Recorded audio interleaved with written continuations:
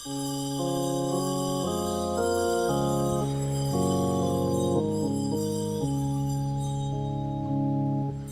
soul rejoices in God my Savior. My spirit finds its joy in God the living God. My soul proclaims your mighty deeds. My spirit sings the greatness of your name. My soul rejoices in God my Savior. My spirit finds its joy in God the living God.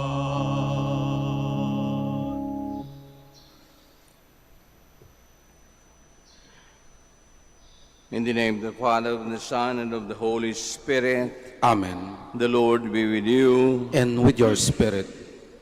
Magandang umaga po sa inyong lahat. At welcome pong muli dito sa Basilica. To prepare ourselves to offer this holy sacrifice to the Mass, in honor of Blessed Virgin Mary, we pause for a while, acknowledge our sins and failures, and be sorry for them.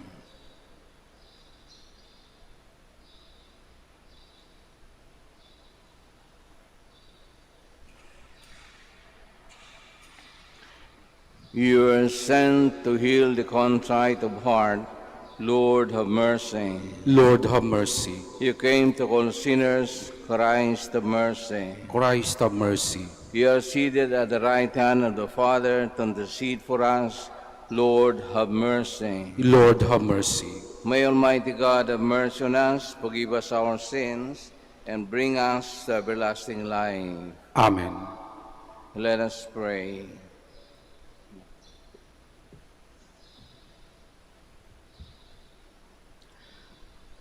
Grant, O Lord, that we, your servants, may rejoice in unfailing health of mind and body, and through the glorious intercession of the Blessed Virgin Mary, may we be set free from present sorrow and come to enjoy eternal happiness. Through Lord Jesus Christ, your Son, who lives and reigns with you in the unity of the Holy Spirit, one God, forever and ever. Amen. Please be seated.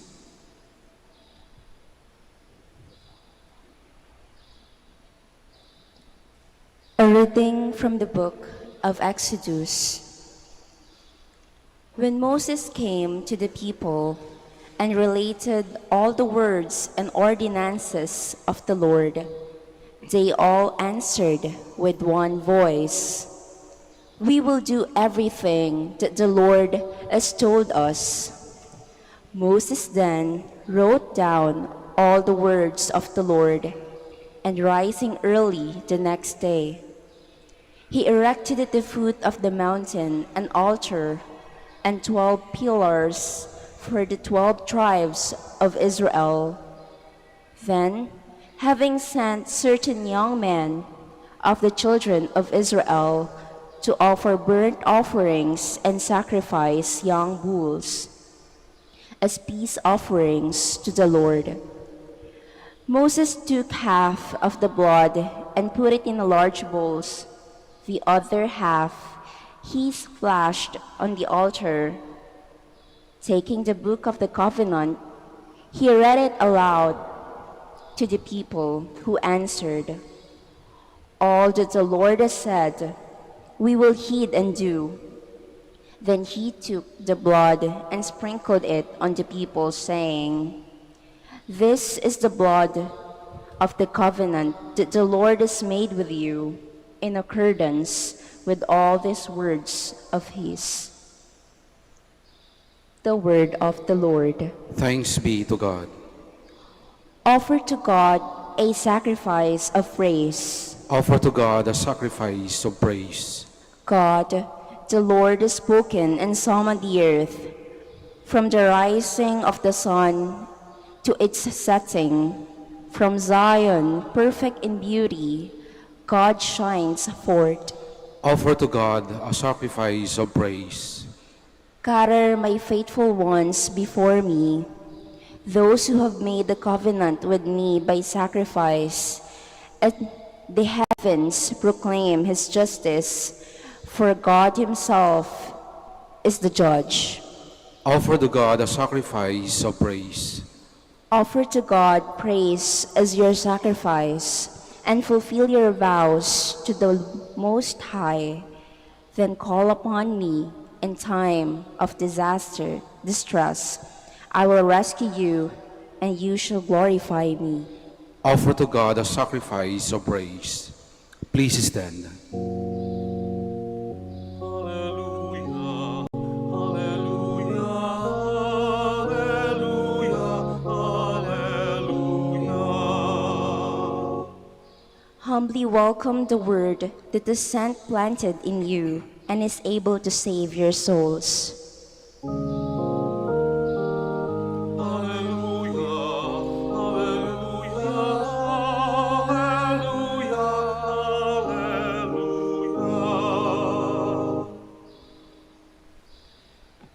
The Lord be with you. And with your spirit. A reading from the Holy Gospel according to Matthew. Glory to you, O Lord. Jesus proposed a parable to the crowds. The kingdom of heaven may be likened to a man who sowed good seed in his field. While everyone was asleep, his enemy came and sowed weeds all through the wheat, and then went off. When the crop grew and bore fruit, the weeds appeared as well. The slaves of the householder came to him and said, "Master, did you not sow good seed in your field? Where have the weeds come from?" He answered, "An enemy has done this." His slaves said to him, "Do you want us to go and pull them up?" He replied, "No. If we pull up the weeds, you might uproot the wheat along with them. Let them grow together until harvest. Then at the harvest time, I will say to the harvesters, first collect the weeds and tie them in bundles for burning, but gather the wheat into my barn." The Gospel of the Lord. Praise to you, Lord Jesus Christ. Please be seated. Sa pagtuturo ng Panginoon sa mga tao, gumagamit siya ng tinatawag na parables. Ito yung mga nakikita sa tabi-tabi, mga events, mga observations na hindi mo pagdududahan, laging totoo kasi laging nakikita ng mga mata. Gaya sa halimbawa ngayon, yung the parable of the weeds and the wheat, yung trigo at masamang damo. Bakit hindi pull up, tinanggal yung mga masasamang damo? Sapagkat halos pareho ang itsura nila. Alam nyo, ang tatay ko, farmer din, no?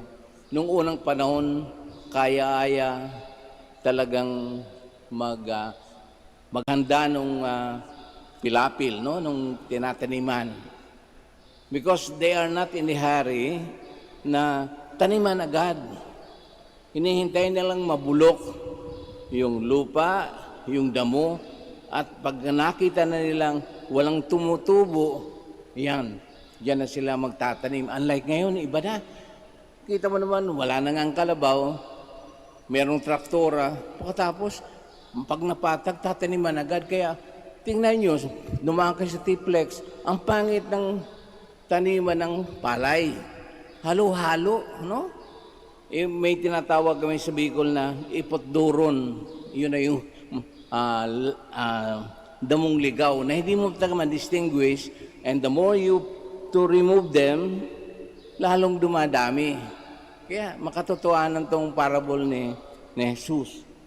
At ina-apply ito sa ating buhay na lahat ng kabutihan ng Diyos ay para sa lahat.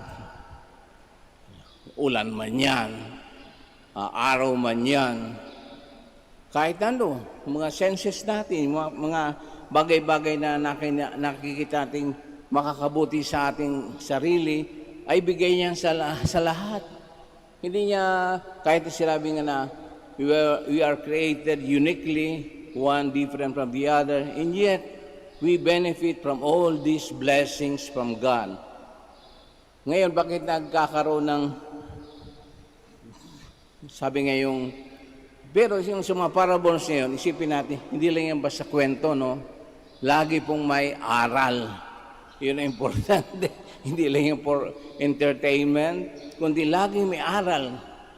Kahit na napakaigsi, napakahaba, kung siyang pinapaliwanag pa ng Panginoon yung mga parables, mga comparisons, mga analogy, and yet, laging may aral.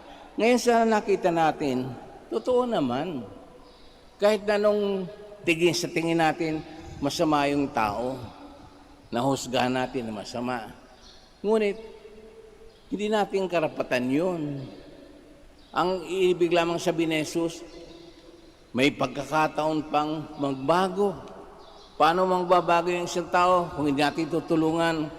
Kadalasan gano'n ang ugali natin. Kung kailan masama, lalong lalayuan.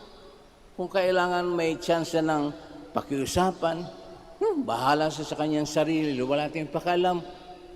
Di ba? Sa totoo, gano'n talaga. Ang iba, kontento na sa gano'ng pamumuhay. Walang paki. So, mga katabi niya, yung gustong tao niya lang makasalamuha ang tatanggapin niya. Habang ang iba, sorry na lang. Kaya doon nabubuo ang hindi magandang, sabi nga, pagsunod o sa mamuhay na makulay dito sa lupa. Kaya nga sa tinuturo sa pamumuhay natin, guys, sa pag-aaruga ng mga bata para maging matino pagdating ng panahon at hindi tayo magsisisi, doon na natin inuumpisahan. Hindi natin hinihintay na paglaki nila o sila na mismo ang maka-discover kung anong tama at mali. Sapagkat lahat tayo, kapag nakinig, nag-isip, lagi tayong may matututuhan. Kapag laging nakamulat ang ating mata sa ating paligid, marami tayong nakikita, marami tayong matututuhan. Either dapat maantig yung ating kalooban, na sila ay tao rin, hindi sila tayo husgahan, and so on and so forth. So, hindi naman gano'n ang turo ng Diyos sa atin. I-eliminate mo na sila. Gaya nga lang sabi yung modern farming ngayon, lagi tayo nang mamadali. Sa halip ng bunutin yung damong ligaw, nako, binubuhusan ng pesticide. Na, kitang-kita nyo naman, oh. Paano namumuti yung mga damo. Hindi yung mamapatay yung damong ligaw. Laging nandyan yan. Kaya sabi nga ng Panginoon, nasa Kanya na ang paghuhusga. Nasa Kanya na yung sabi nga, pamamaraan na tiyaga, pasyensya, hatahaba ng panahon para sa pagdating ng tamang panahon. Narinig natin yan. Doon na makikita ang katuparan ng anumang ginawa natin dito sa lupa. Kaya ito ay paalala lamang natin, paalaala lagi sa atin, no? Kaya nga kumisan nakakalungkot, no? Lalo nung walang pandemic, no?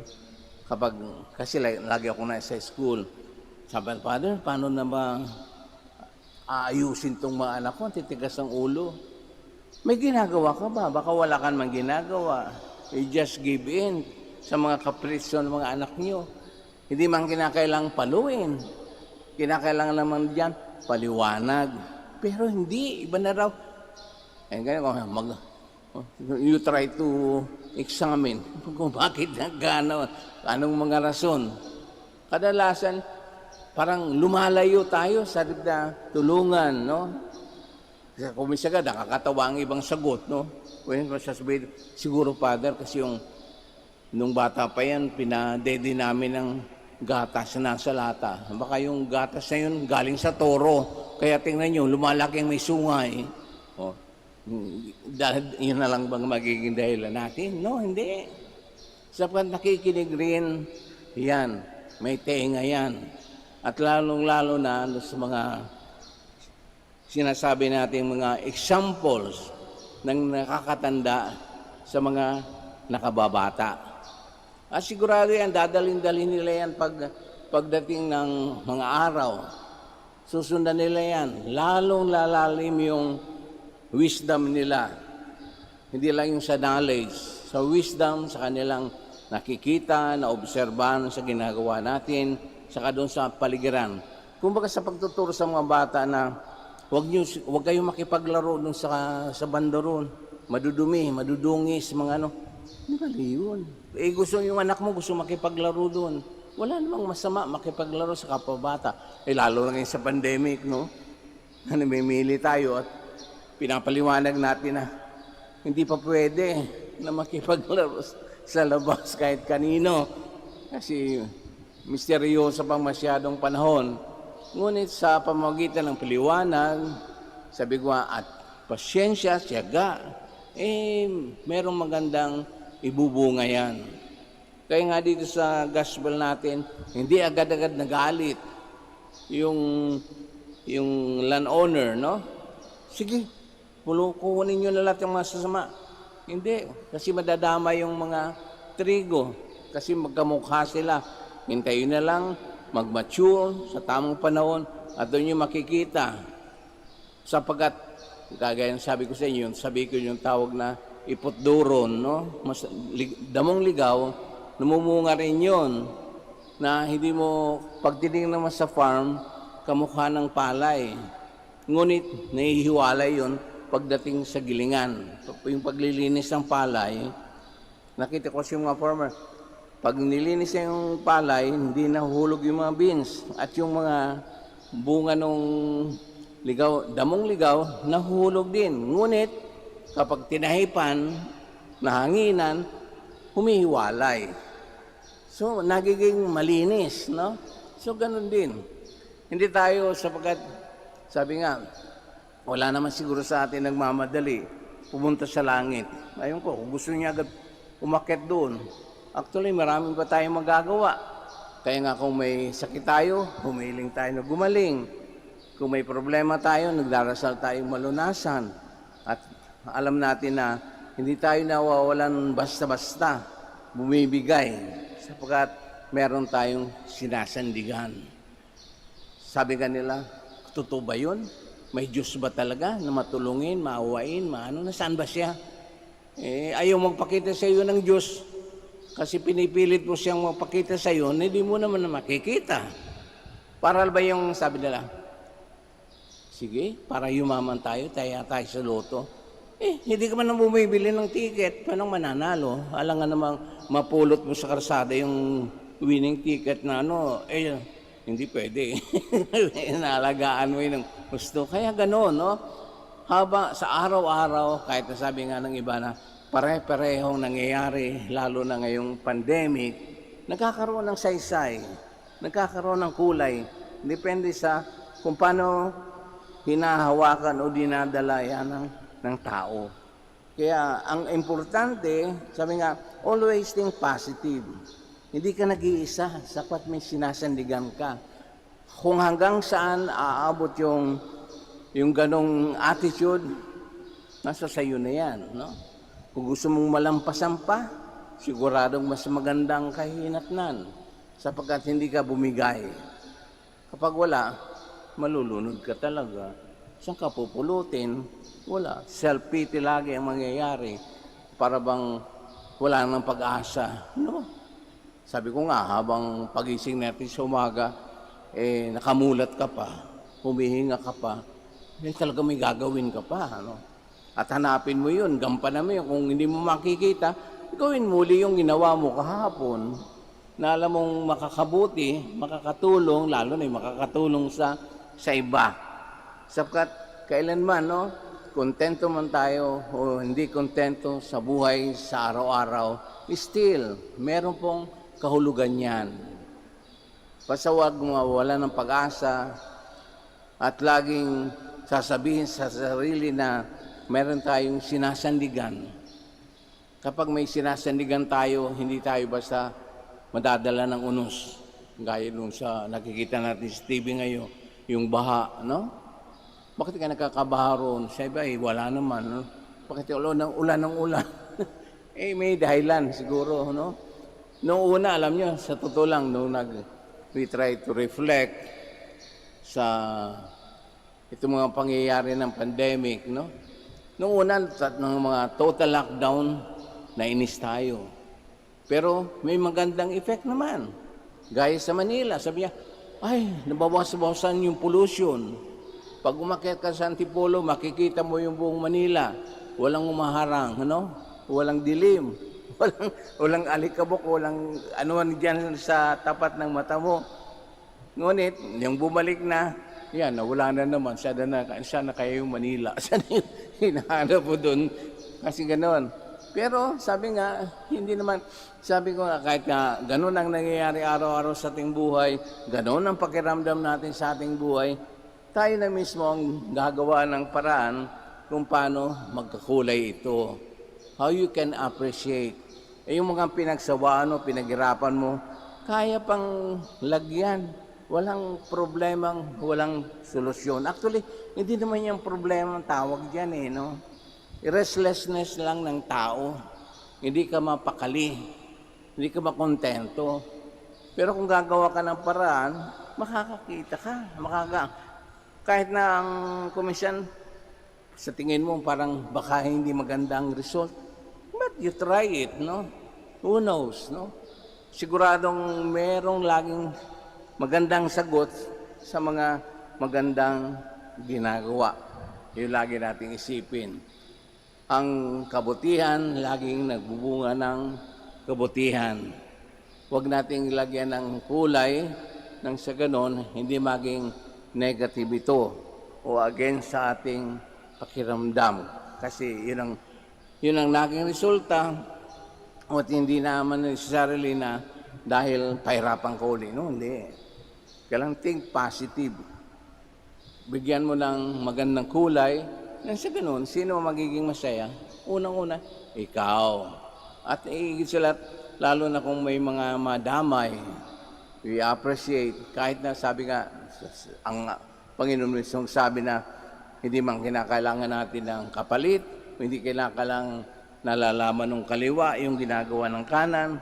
Pagdating sa kabutihan na ginagawa mo, hindi lamang sa iyong sarili at lalong-lalo na sa iyong kapwa. Magsitayo po tayo.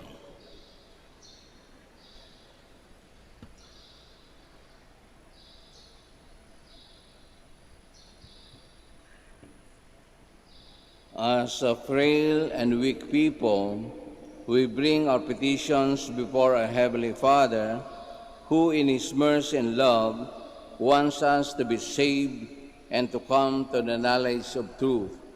After His petition we say, Lord, hear our prayer. Lord, hear our prayer. That the church leaders may always work for the good of souls, especially of the poor and the less privileged. Let us pray to the Lord. Lord, hear our prayer. That those entrusted with the delivery of justice may be fair in their judgments. Let us pray to the Lord. Lord, hear our prayer. That as a community, we may recognize the goodness in each other instead of condemning one another for each other's shortcomings. Let us pray to the Lord. Lord, hear our prayer. That the sick and those who suffer may be consoled by the truth of God's love for them. Let us pray to the Lord. Lord, hear our prayer. That those who have died may enjoy the harvest of everlasting life. Let us pray to the Lord. Lord, hear our prayer. In silence, we offer our personal petitions and include the intentions of this Mass.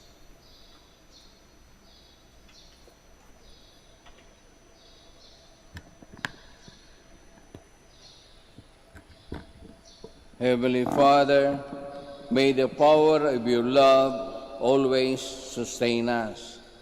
Help us not to get distracted by the cares of the world and not to be overcome by evil in our lives. We ask this through Christ the Lord. Amen. Please be seated.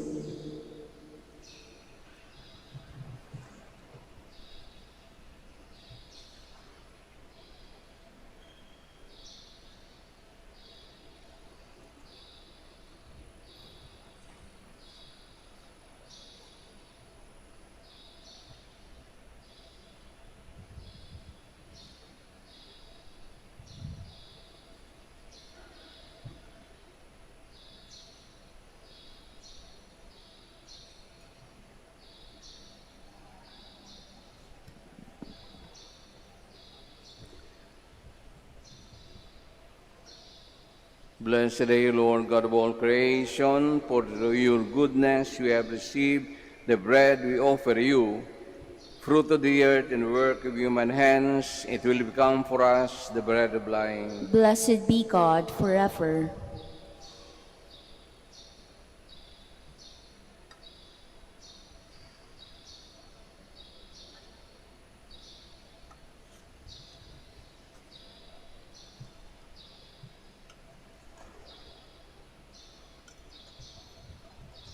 Blessed are you, Lord God of all creation, for through your goodness you have received the wine we offer you. Fruit of the vine and work of human hands, it will become for us our spiritual drink. Blessed be God forever.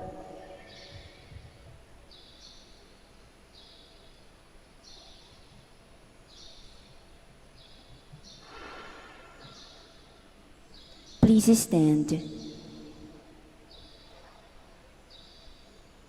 Pray, my dear brothers and sisters, that our sacrifice may be acceptable to God, the Almighty Father. May the Lord accept the sacrifice at your hands for the praise and glory of his name, for our good and the good of all his holy church. Receive, O Lord, we ask, the prayers of your people with the sacrificial offerings, that through the intercession of the Blessed Virgin Mary, the Mother of your Son, no petition may go unanswered, no request be made in vain, through Christ, O Lord. Amen. The Lord be with you. And with your spirit, Lift up your hearts. we lift them up to the Lord. Let us give thanks to the Lord our God. It is right and just. It is truly right and just, our duty and our salvation, to praise your mighty deeds in the exaltation of all the saints, and especially as we celebrate the memory of the Blessed Virgin Mary, to proclaim your kindness as we echo her thankful hymn of praise. For truly, even to earth's ends, you have done great things, and extended your abundant mercy from age to age. When you look on the lowliness of your handmaid, you gave us, through her, the author of salvation, your Son, Jesus Christ. Through him, the host of angels adores your majesty and rejoices in your presence forever. May our voices, we pray, with theirs, in one chorus of exultant praise, as we acclaim. Holy, Holy, holy Lord God of hosts, heaven and earth are full of your glory. Hosanna in the highest. Blessed is he who comes in the name of the Lord. Hosanna in the highest. Please kneel.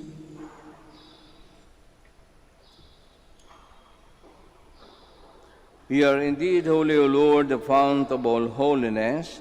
Make holy, therefore, these gifts, we pray, by sending down your Spirit upon them like a dewfall, so that they may become for us the body and blood of our Lord Jesus Christ. At the time he was betrayed and entered willingly into his passion, he took bread and, giving thanks, broke it and gave it to his disciples, saying, "Take this, all of you, and eat of it. For this is my body, which will be given up for you."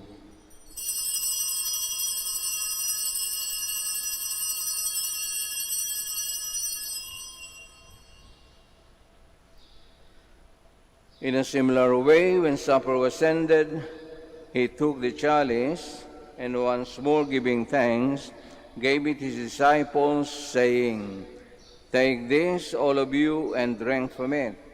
For this is the chalice of my blood, the blood of the new and eternal covenant, which will be poured out for you and for many for the forgiveness of sins. Do this in memory of me."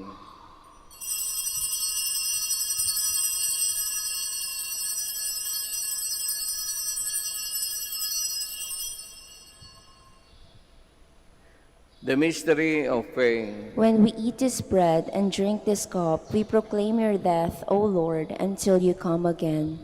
Therefore, as we celebrate the memorial of his death and resurrection, we offer you, Lord, the bread of life and the chalice of salvation, giving thanks that you have held us worthy to be in your presence and minister to you.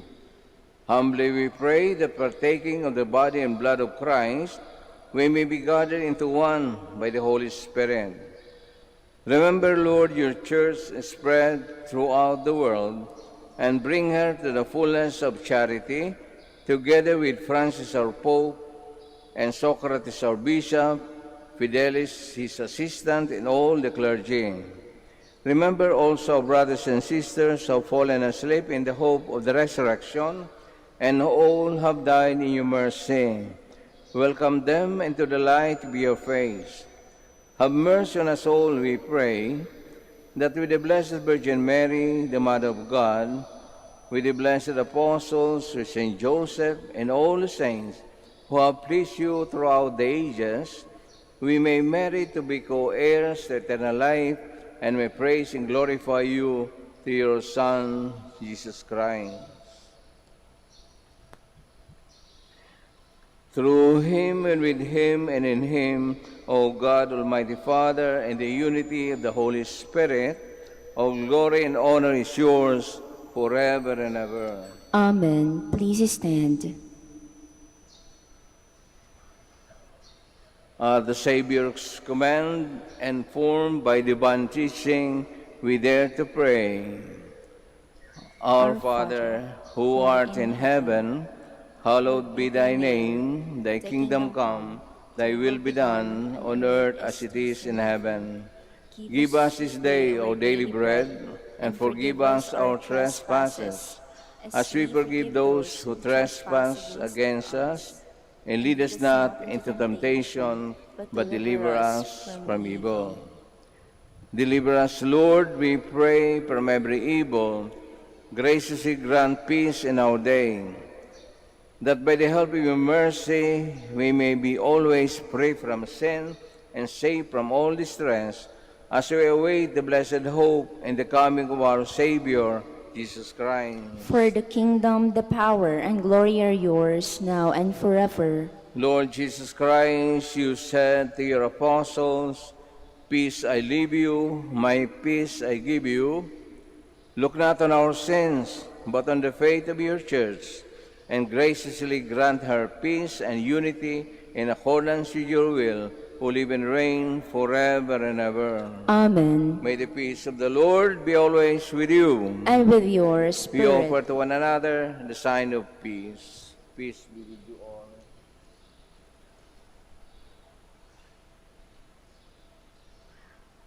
Lamb of God, You take away the sins of the world, have mercy on us. Lamb of God, you take away the sins of the world, have mercy on us. Lamb of God, you take away the sins of the world, grant us peace. Please kneel.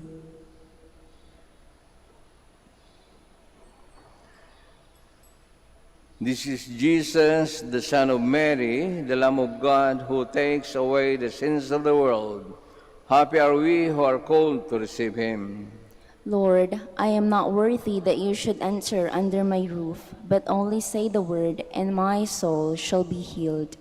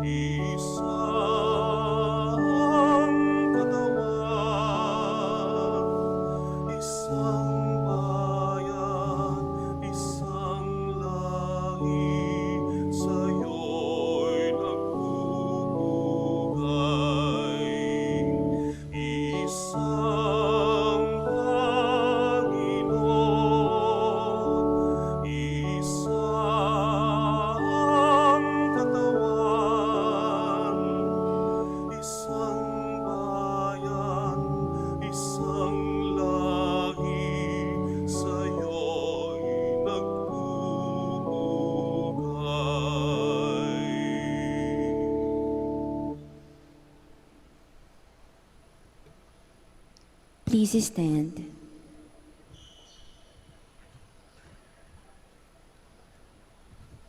Let us pray. As we receive this heavenly sacrament, we beseech you, Lord, your mercy, that we who rejoice in commemorating the Blessed Virgin Mary may, by imitating her, serve worthily the mystery of our redemption. We ask this through Christ our Lord. Amen. Maraming pong salamat sa pakikisa nyo sa pag-aalay nitong Santa Misa at pagdalaw po dito sa Mahal na Birhen. Ingat lang po sa pag-uwi, madulas ang karsada, wag po tayong magmadali, no? The Lord be with you. And with your spirit. And may Almighty God bless us all, the Father, the Son, the Holy Spirit. Amen. The Mass is ended, we go in peace. Thanks be to God. Prayer for the blessing of the sick. Hindi lamang po tayong nandito sa loob sa simbahan, ilakip na lang po natin yung mga nasa bahay, mga frontliners, mga nasa ospital, na nangangailangan rin, lalong-lalo na sa hirap ng panahon ngayon. Let us pray. God, Almighty Father, by your blessing you give us strength and support in our frailty. Turn with kindness toward our sick brothers and sisters. Free them from all illness and restore them to good health through the intercession of Our Lady of the Rosary of Manaoag, so that in the sure knowledge of your goodness they will gratefully bless your holy name. We ask this through Christ our Lord. Amen. Prayer for the blessing of the rosaries and other religious articles. Ilabas nyo lang po kung nandyan. In memory of the mysteries of the life, death, and resurrection of our Lord Jesus Christ, and to the honor and glory of the Blessed Virgin Mary, Mother of Christ, Mother of the Church, Our Lady of the Rosary of Manaoag, may these rosaries, images, candles, oils, and other religious articles of devotion be blessed and be made holy, in the name of the Father, and of the Son, and of the Holy Spirit. Amen.